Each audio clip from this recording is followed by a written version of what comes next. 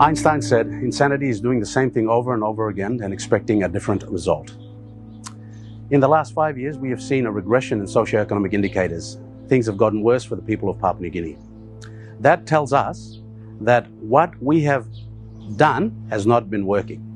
Our policy implementation, our methodologies, our approaches, our techniques, they have all failed. They have all produced lackluster outcomes. So, in order to move forward and effectively leverage off the current situation in the country in terms of the high youth population, the land resources at our disposal, our forests, our maritime resources, this will require a paradigm shift to effectively promote this idea of block funding to each and every province throughout the country. We have to put all the governors and the provincial governors and the provincial governments into the driver's seat for development and start developing Papua New Guinea province by province. Each province has its own comparative advantages.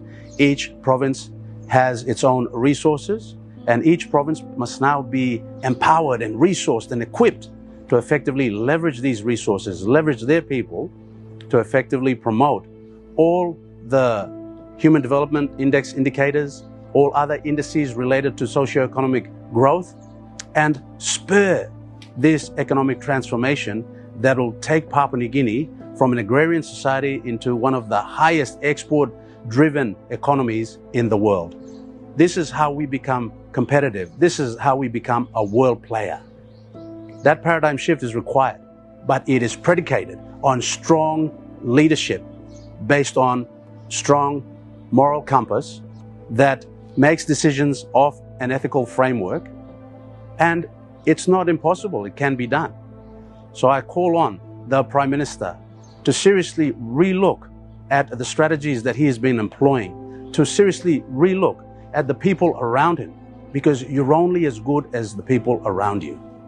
To just stop this kakistocracy and get Papua New Guinea back on the right track as we approach our 50th independence.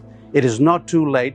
He can have an indelible impact on our development trajectory and create this paradigm shift by reverting to the provinces and giving them primacy in development funding, by devolving all powers, by decentralizing from Waigani back to all the provinces, and putting all the governors in the driver's seat and holding them to account with their respective district MPs in their respective provinces.